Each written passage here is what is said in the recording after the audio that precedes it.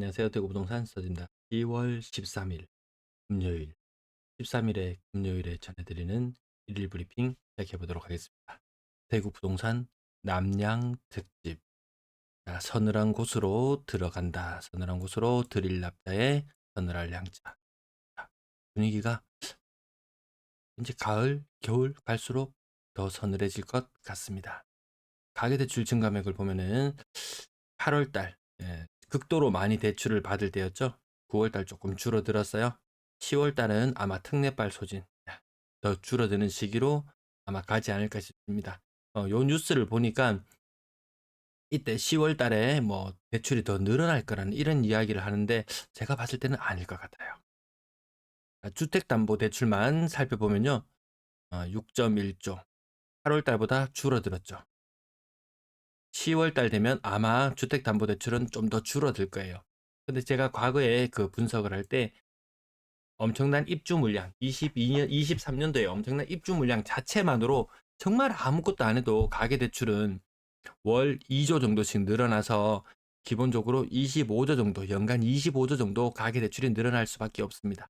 그 근거는 전체 입주 물량 아파트 있을 때 그중에 절반의 가구가 대출을 내고 절반의 가구가 절반 정도의 대출을 낸다. 아파트 하나가 있다면은 한 세대가 입주를 한다면 4분의 1 정도가 은행의 대출로 이루어지는 구조거든요.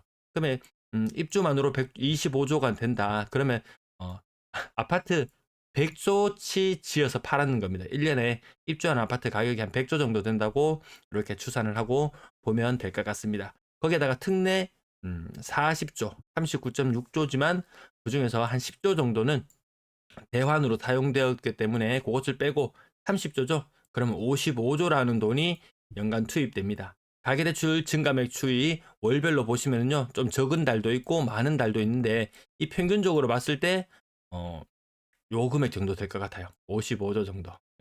특례 효과가 이제 반감되죠. 특례 효과가 반감됩니다. 그러면 전체적으로 늘어날 수 있는 주택담보대출은 줄어들어요. 정부가 부동산을 안 살리고는 못 배긴다. 부동산에 올인할 수밖에 없다. 라는 이야기들 과거에 있었어요. 그래서 지난 정권, 그 이전 정권, 그 이전에도 그랬고 늘 건설 경기를 살리기 위해서 혈안이었어요.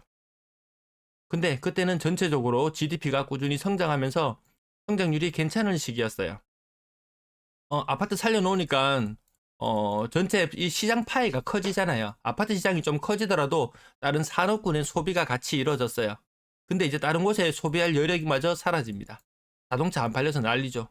전자제품도 재고 많이 쌓인다고 난리죠.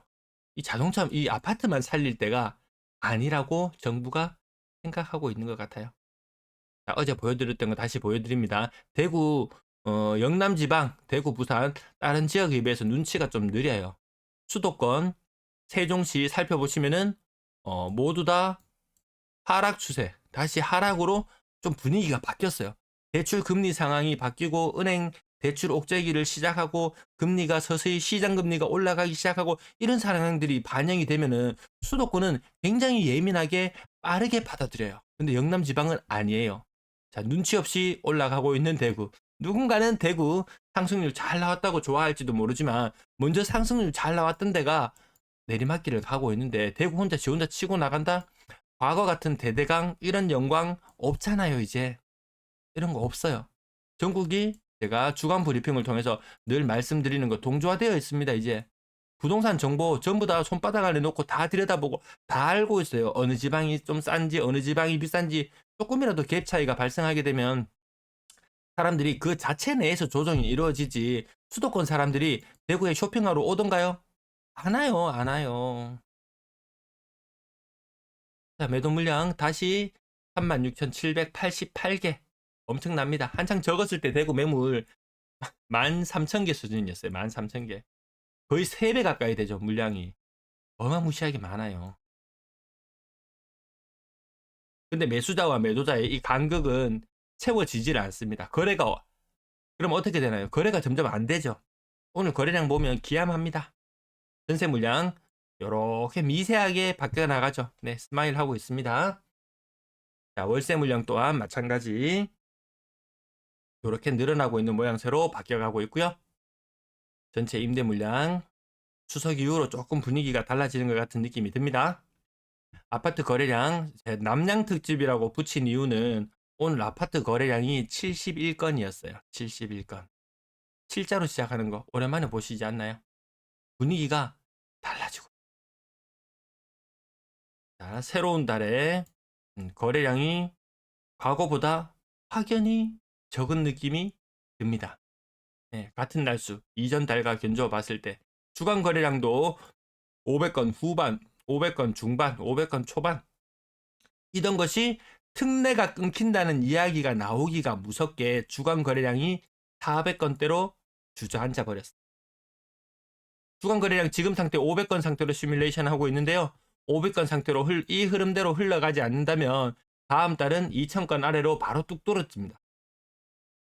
그럼 심리적으로 뭔가 대출 조이기하고 특례 보금자리는 줄여나가기 시작하니까 분위기가 달라졌네. 이 심리인데요. 심리가 꺾일 수밖에 없는 그런 시장 상황이다. 그것을 우리는 이런 흐름으로 보입니다. 제가 이런 데이터를 제시하지 않고 그냥 떨어집니다. 거래량 떨어집니다. 떨어집니다. 거래량 떨어집니다.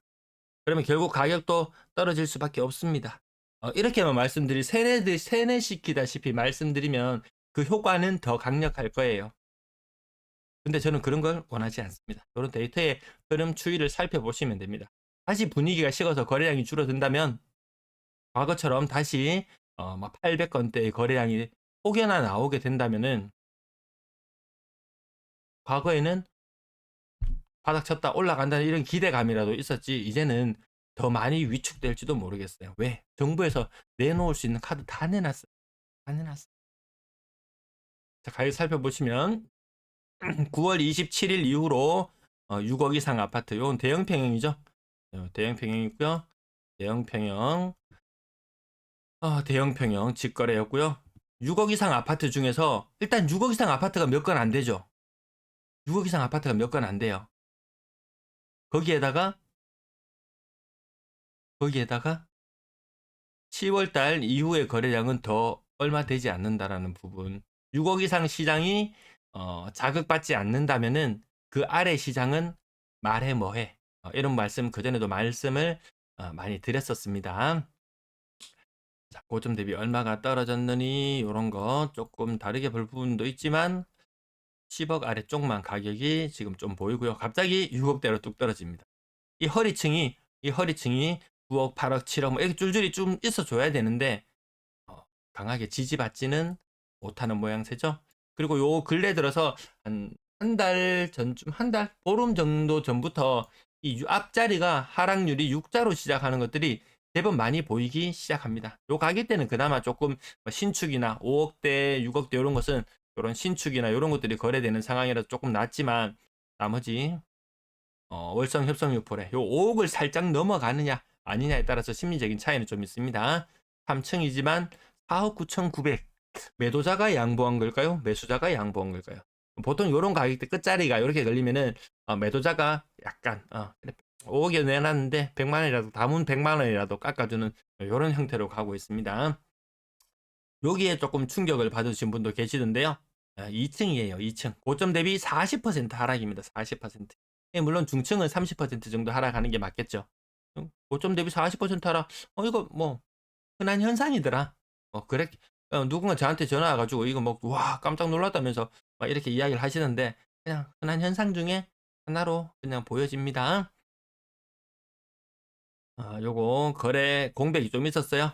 대형 평형 거래 공백이 있어서 하락률 적게 비춰진다는 부분. 대형 평형들 제법 거래가 있고요. 그것도 이제 대형 평형이 좋은 가격 받는 시절도 조금 지나갑니다. 아직까지 에너지 가격이라든지 이런 것들 높으면은 이거 월 관리비만 해도 좀 부담스러워질 수 있어요. 게다가 대출까지 많이 끼고 들어갔다. 부자 걱정하는 건 아니라지만 부자를 걱정하려는 것이 아니고 일단 기본 자산이 많지 않은데 대출을 많이 일으켜서 들어가게 되면은 관리비도 무섭습니다. 네. 음. 여기서 또 한 가지 눈여겨볼 부분은 과거의 거래량이 월간 기준으로 한 800건대 나오던 그 시절에는 대구에 아파트 이름 몇 개 없는 줄 알았어요. 극동 스타클래스 남산, 한신더유 이스턴 팰리스, 월성 코오롱 하늘채, 상인 화성 파크드림, 메트로 팔레스, 월성 협성육폴에 이름이 늘 언급되는 그 아파트들만 언급돼요. 그 아파트들이 특별히 인기가 많아서 더 많이 언급이 되느냐, 그런 부분도 아니에요. 워낙 대단지고 이렇기 때문에 더 많이 언급될 수밖에 없죠. 거래량이 침체되면은 대단지 아파트라고 해서 거래가 더 원활하게 많이 되고 이런 건 아니에요. 전반적으로 같이 침체가 됩니다. 그러다가 대단지가 어떤 현상이 있었나요? 대단지 아파트 1000세대, 2000세대 있을 때 오를 때는 누가 하나 치고 올라가면 1000세대의 가격이 같이 올라갑니다.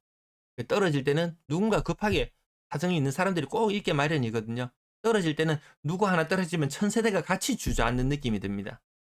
그 심리가 더 많이 얼어붙을 수밖에 없다. 그런 말씀도 한번 드리고요. 신축의 가격이 2021년식 아파트. 청약에 당첨되었을 때 얼마나 좋았겠습니까? 2018년, 19년 이맘때 청약 당첨됐을 때 얼마나 좋았겠습니까? 21년 입주할 때도 얼마나 좋았겠습니까? 23년 별로죠. 별로죠. 그래서 23년 초반에 지금 올 초에 낮은 가격에 고점 대비 40% 하락한 가격에 아주 낮은 가격에 샀는 사람들도 있어요. 근데 2년 앞을 또 내다봐야 돼요. 2년 앞을. 25년을 내다봐야 됩니다. 23년 이 10월 접어들면서 이미 남양 특집이 시작되었는데 이것이 언제까지 지속이 될지 불확실성이 굉장히 큰 그런 상황인 것 같습니다. 그래서 무리하게 빚을 내지 마라. 대출을 받으려면 정책 자금이나 이런 것 정도 받을 수 있어서 남들보다 이자 부담이 절반 정도 수준으로 떨어진다면 그 정도라면 충분히 고려해 볼 만하지만 투자로서 접근하는 것 별로 이런 말씀을 드리고요. 투자 얘기가 나왔으니까 말인데 그 제가 그 식물 뻘소리 조금만 하고 지나갈게요. 식물 공장에 관심이 있어서 제가 그것을 한 지금 2년째 구상을 해 나가고 있는 그런 단계인데요. 그러다 보니까 자연스럽게 식물 공장이나 이런 부분에 대해서 남들보다 많은 지식을 갖추게 되었겠죠. 책 같은 것도 많이 사보고 연구도 많이 하고 막 이런 식인데요. 누군가가 저희 집 사람이 보내줬습니다. 15% 연간 15% 확정 수익을 지급해 주는 게 인스타그램에 떴더라. 어떤 거냐 하니까 식물 공장을 운영을 한대요. 그래서 초기 자본을 투입하면 됩니다. 3천만 원, 5천만 원 이렇게 1억을 만약 예를 들어서 1억을 투입을 해요. 여기 투자를 해요. 그러면 식물 공장에서 연간 1,500만 원 돈을 수익금으로 환원해서 준답니다. 어떤 농사를 짓는가 보니까 바지를 짓습니다. 바질. 그러면 이게 뭐가 문제냐? 수익금 충분히 만들어낼 수는 있어요.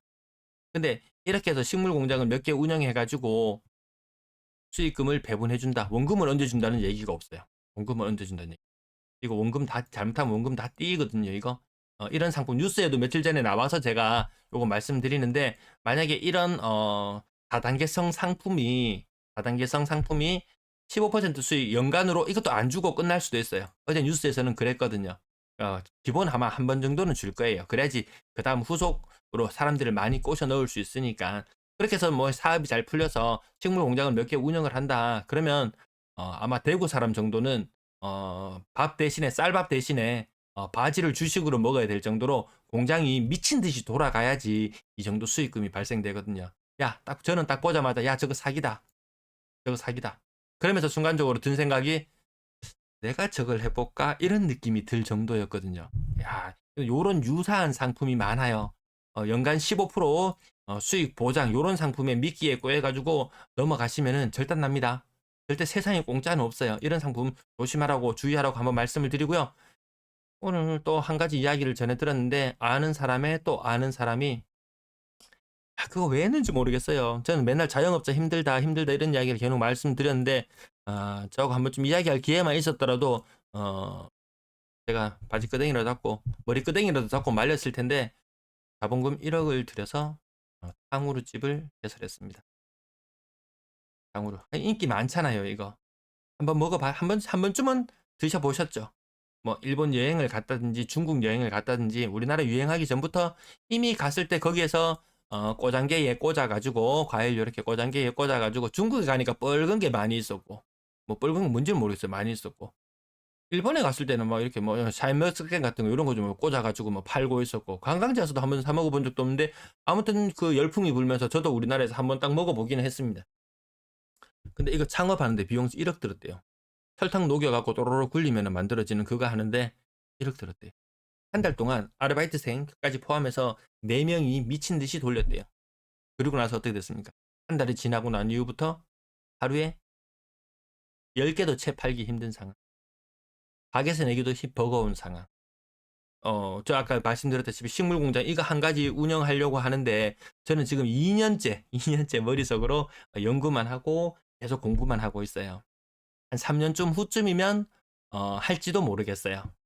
근데 그전까지 미친 듯이 준비하고 이거 뭐 사업 구상하고 이런 거 머릿속으로 막 그려 나갈 때 그 과정들이 저는 이 행복하고 이 즐거운 것이지 돈 수익 내는 거야. 그 계획한 대로 돌아가는지 안 돌아가는지 그걸만 살펴보면 될 것 같은데 쓸데없는 얘기가 좀 많았네요. 요 가격대 내려오면 이게 고점 대비 가격이 뭐 이래 이런 느낌인데요. 이 타입을 보면 그냥 평당 1,000만 원, 평당 1,000만 원. 3억 중반 그 아래쪽으로 내려오면 거의 다 평당 1,000만 원 수준의 아파트들이 존재하다는 거. 그 가운데 너른 집들도 있습니다. 용산동 평화타운 이 화려했던 시절은 뒤로 하고 대형 평형입니다. 40평, 50평 되는 곳들도 평당 800만 원 이런 수준이에요. 또 그래야죠. 또 누가 그래야죠. 또 뭐 건설비가 오르고 자재비가 오르고 인건비가 오르고 건물을 안 삭는답니까? 건물을 안 삭는답니까?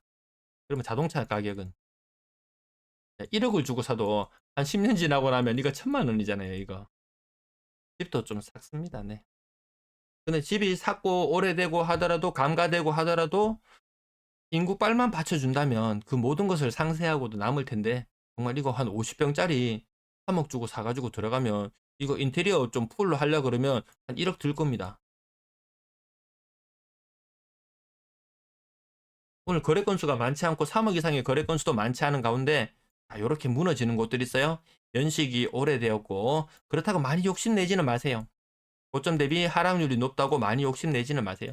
내가 정말 실거주로 오래된 곳이라도 다 괜찮다. 다 상세하고 나는 다 괜찮다 하는 곳이면 선택하지만 투자 목적으로 성급하게 들어갈 것도 아니더라. 이거 다 고층입니다. 보성 황실타운, 대구 금강 아파트, 오래되고 외곽인 곳도 있고 젊은 사람들이 여기 들어가서 살겠습니까? 제가 만약에 지금 이제 20대를 시작하고 이제 뭐 결혼도 해야 되고 앞두고 있다. 이렇다면은 요즘 젊은 사람 같으면은 이렇게 오래된 아파트보다 차라리 오피스텔 같은 데 살지언정 오피스텔 같은 데는 아니고 오피스텔에 살지언정 더 번듯한 데가 더 낫지 않나요? 유동성이라든지 이런 것들 생각해 봤을 때 오히려 차라리 그쪽으로 고개를 돌리지 않을까. 아파트 값도 감가가 적용된다고. 오피도 어차피 감가도 적용될 것이고. 모르겠습니다. 더 젊은 사람들의 시선도 생각해 보려고 노력하는데 한계가 있겠죠. 요것도 거래량이 줄어들면 건당 거래대금도 자연스럽게 떨어질 수밖에 없는 그런 상황. 자, 거래량 2,200건 정도 찍고 나면 정점을 해서 내리막길을 걷는다. 특례보금자리론이 막 시작되었던 무렵에 제가 한 6월달 되면 특례보금자리론이 소진되고 떨어질 것이라 이렇게 예측해 봤는데요. 그런 현상까지는 아니었습니다. 저는 정말 궁금한 게 있습니다. 특례보금자리론 우대형 적용 아직까지 남아 있어요. 예, 금리 높습니다. 금리 한 4. 하단이 한 4.4% 정도, 4.3%? 아마 이 정도 될 거예요. 꽤나 우대라고 많이 싼 거 아닙니다. 금리 많이 싼 거 아닙니다. 이 재원이 어디서 나오는지 말이 없어요. 누가 좀 속 시원하게 얘기해 줬으면 좋겠는데 하루에 한 번씩 특례보금자리론 뉴스를 검색해 보곤 하는데 없습니다. 앞부분은 말씀 나눠서 너무 영상이 길어질 것 같아서 필요한 부분 챙겨 보시고요. 평균 전세 가격 반짝 효과만 있었는 정도의 느낌이고 그 외에는 그다지 특이한 사항들이 눈에 띄지는 않는 것 같습니다.